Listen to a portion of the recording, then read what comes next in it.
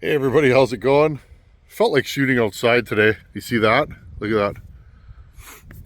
I ate a pry bar this morning. I was taking the drive shaft off my Cummins, and and then fling, and it smoked me right in the forehead. I was wearing glasses, but yeah, that hurt. Then I felt something warm going into my eye area, and I was like, anyways, not the first time, not the last. The worst I've ever done, and I'll admit this, who of you that pulls wrenches has not done something silly? I was putting a starter in my 85K, I think it was a K20. We called it the Nugget because she was brown. True story, friends. True story. Rusty too, real rusty. She was a little turdish. She was a good truck though. It was a K20 with a 4-speed. I was putting a starter in that thing, and I was holding it up, and my hand slipped, and that starter fell, and it hit me right in the forehead. How I did not crack my skull, I don't know. But anyhow, so I started working on my truck today, and I thought, well, I want to get going, do some more work on my bad idea saw, the Husqvarna 278 XP. Again, a model they never made, but maybe they could have. So what's left on this saw? Well, just odds and ends, friends. I'm showing you guys everything so you understand how much work there is to getting one of these saws built. It's a lot of work, a lot of little things. Like, shout out to all you guys out there that make YouTube videos and do these kinds of projects. It's definitely a lot of work, and I think a lot of people don't understand how nuts you have to be to spend hours and hours and hours in your shop building a performance chainsaw like this. It's a lot of work. I am nuts, friends, but you guys know that. So anyways, shout out to all the folks out there and the guys that run them. Sizemore, how you doing, buddy? I want to break right here. I want to give a special thanks to all of those that help the chainsaw events go and run smoothly. You guys know I did not go to Bunyan this year, but still, I feel like I was there in spirit. I'm sure I'll be there next year, friends. It didn't work out this year. But just a shout out, I got a nice bunch of pictures from a friend of mine, and well, check this out, friends. They all put my Tin Man hat on and took a picture of it. These are all the folks that are there every year, and they make all of our events run smoothly. So check this out, friends.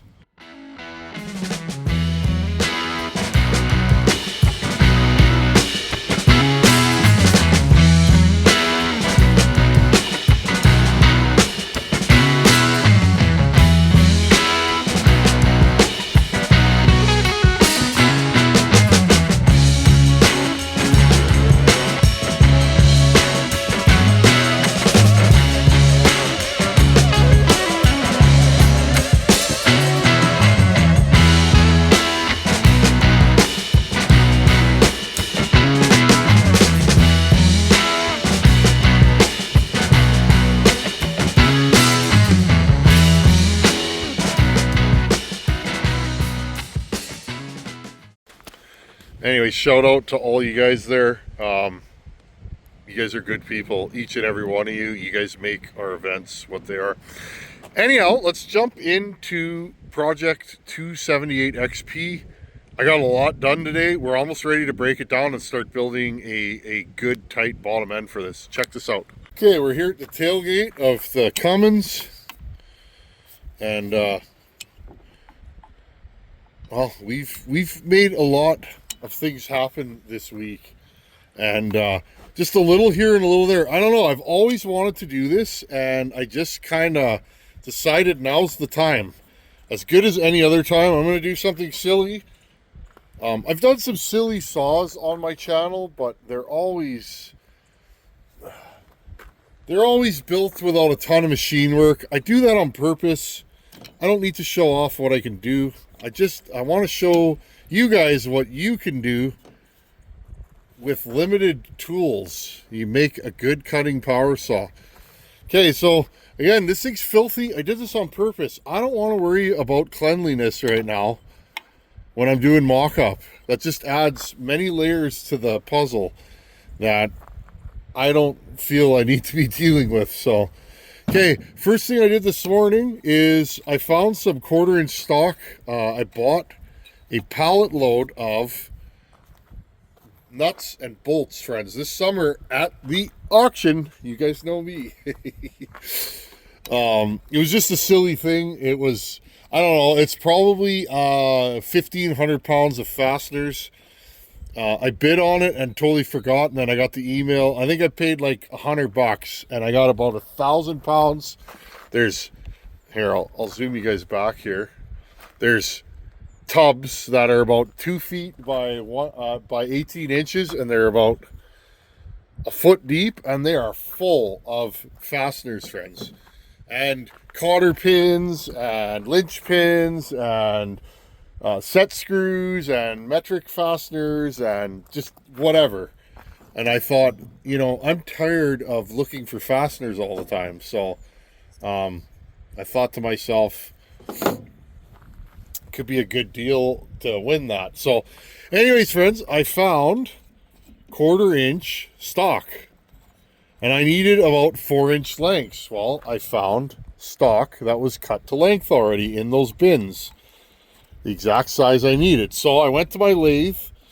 Nice thing about this chassis is the bolts are standard. They're not metric. They're 1/4 20. Okay, so I took these, I put them in my lathe, and I tapped them to 1/4 20, both sides. See, now I have studs, because remember, when you cut the head off the top, you can't use the regular bolts. Okay, so a couple things that I've noticed, and I'm just telling you guys what I've noticed so that these studs are a little off center. They're not horrible though.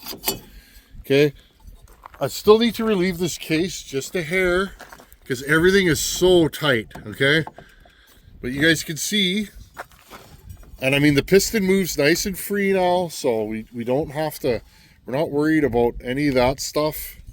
Okay, so that all works.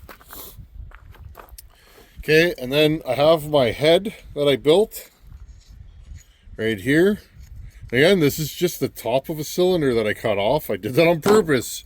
Like, I'm going to save myself a couple hours of time. Okay, so my head fits on there. Now, the question is how am I holding this thing down? And yeah, it's this stud right here, friends. This one here, there we go. It's a little crooked. How's I going to hold this thing down? Well, I thought of getting a piece of steel and clamping it down like that. But I thought, I want to keep the weight down on this saw. I want a big bore saw that's the lightest possible. Okay, so well, otherwise just grab a 288, right? Or another saw that's lighter. What this saw is going for, this saw is going to be about 1.5 pounds lighter than a 372. Okay, so let's keep it 1.5 pounds lighter kind of idea. So what I did, friends, is I had a piece of steel plate that's 3/8 thick, or aluminum plate rather. Okay, I've had it for years. It's just been sitting under my bench. I whacked a piece of that off with a hacksaw. Okay, and I made this top cover here. Okay, this ring is pushing down on the center. Because the biggest problem with what I did here is, you can see I'll be clamping down on those top fins. I might even break those fins when I reef this down. So this is machined exactly to the circumference of this piece that I turned so that I could grab it in my lathe. Okay, so it fits perfect. Okay, there's no slop in it. And then my idea is I'm gonna grab some different washers. These are a little too big, Again, all this stuff came out of that parts lot, or that lot of bolts that I bought. Even these nice castle nuts here. Okay. These fit on there nice. Right here. Well, I should zoom you guys back in there so you can really see it. Okay. And this one. Okay. And then I had to, this is the hardest part, I had to cut a slot for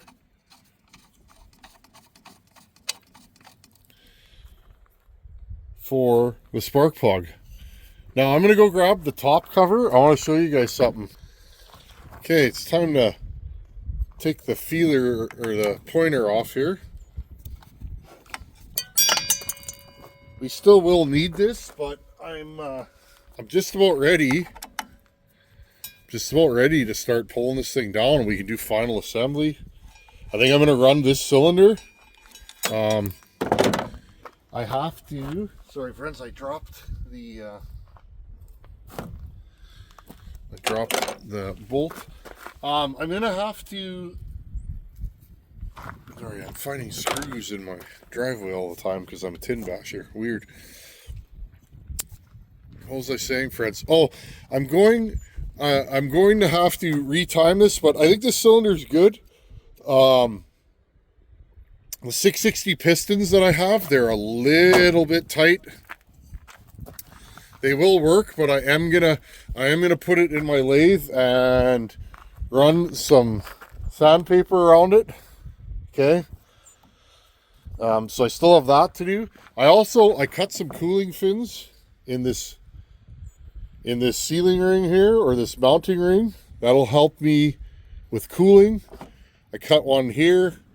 Just trying to horse around. I thought about cutting more, but I don't know if I want to clamp down.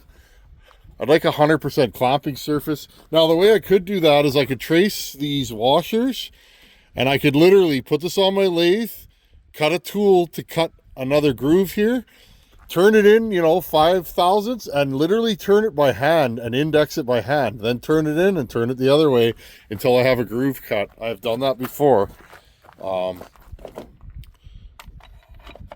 Okay, look friends, it fits. Okay, it fits 100%. Okay, it is so close. It just fits. Now, I might take it is like perfect, friends. I might put this back on my lathe and might cut this down just a little bit, just so that I have no clearance issues. I think it's just touching. I don't know if that's going to affect anything.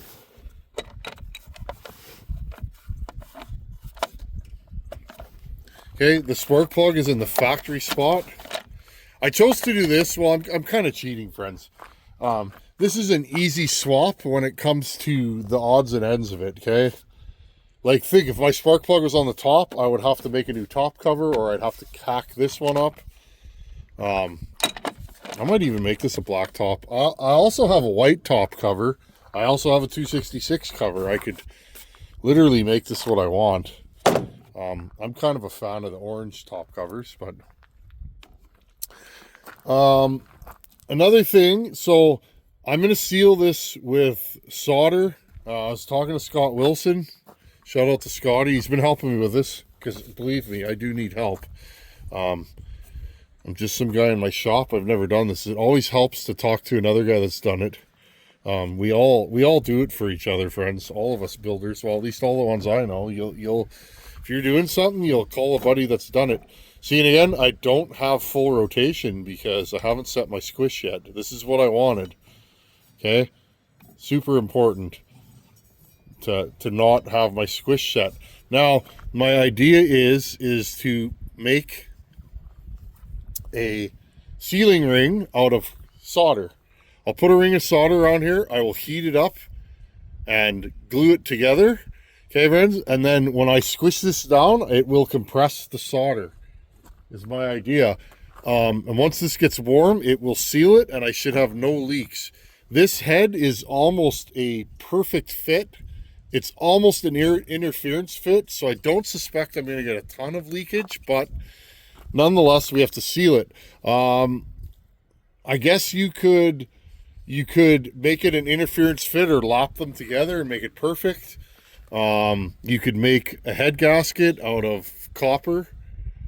I guess even if you got a sheet of brass shim stock, like from a model shop or somewhere like that, you could make one out of that. You could really do whatever you want, friends. I do have sheet lead here somewhere. You could use that. But I think I'm just going to do a simple ring all the way around here, bolt it down, and hopefully it works. The bottom should seal. It's super tight in the bore. Again, I have to go in here. When I do this bottom end, I'm going to go in and I'm going to relieve the edge just slightly. That'll leave me enough room for my moto seal. I'm going to take like 5 thousandths off, okay? And that'll leave me room for my moto seal. Also, friends, what's left? Well, I don't have to worry about my carburetor because, well, this is all the same, okay? I'll use I think I'm going to run this with a big 272 carb, a 272 intake, or a 288 intake, a 272 carb. Everything else will be 272 under here. I think that carb should handle this saw. If it doesn't, that's a good thing. That means we built an absolute animal, and I can put a 288 carb on here. Now, if I do that, the 288, this pushes directly on the carb, okay? So that might take some work, but I can make something that goes over here that'll hit the carburetor. So, or I could start changing shafts. They're both Tillotsons. Last thing I have to do, friends, is machine the flywheel on this side. Okay, the flywheel was hitting right here, so I'm gonna cut the backside of the flywheel just to get rid of just enough to get rid of the part that's touching. I did grind down this transfer already just for mock-up.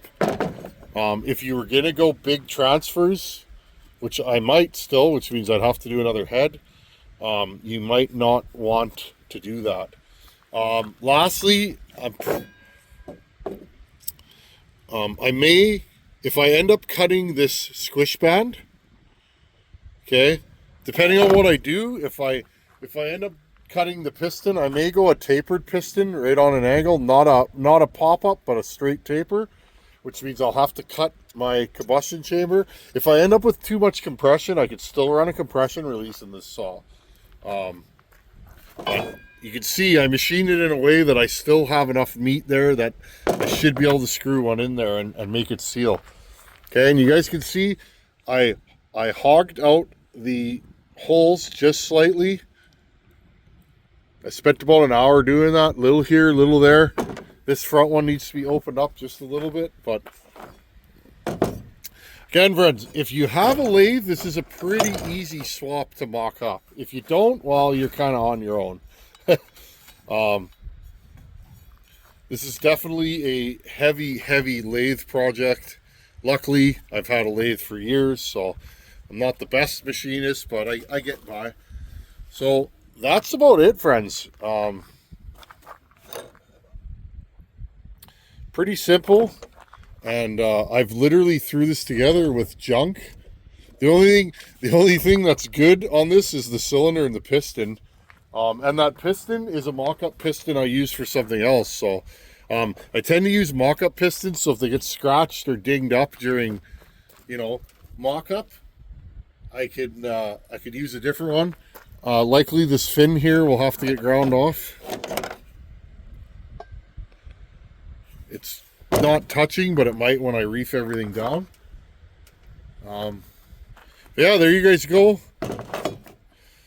Assembly of this saw should be easy. Next thing I'm going to do this week is I will run my new piston up. I'll retime this. Now I could almost zero this. I guess I could, because if it doesn't matter if it has a full rotation or not. I will zero this with this setup, and I will retime my intake. And what I will do is I will turn it to say 75 degrees, which is 150 total opening. Pretty mild for me. I might even do 148. I will turn this around till I hit, 148, which is just 74. Okay, when I hit 74 on my timer, I will take something sharp and I will scratch the piston through here. Okay, because I don't want to open this intake up any more than it already is. I want to have maximum velocity. I want to do as little as possible on this project so that I know I can always do more, friends.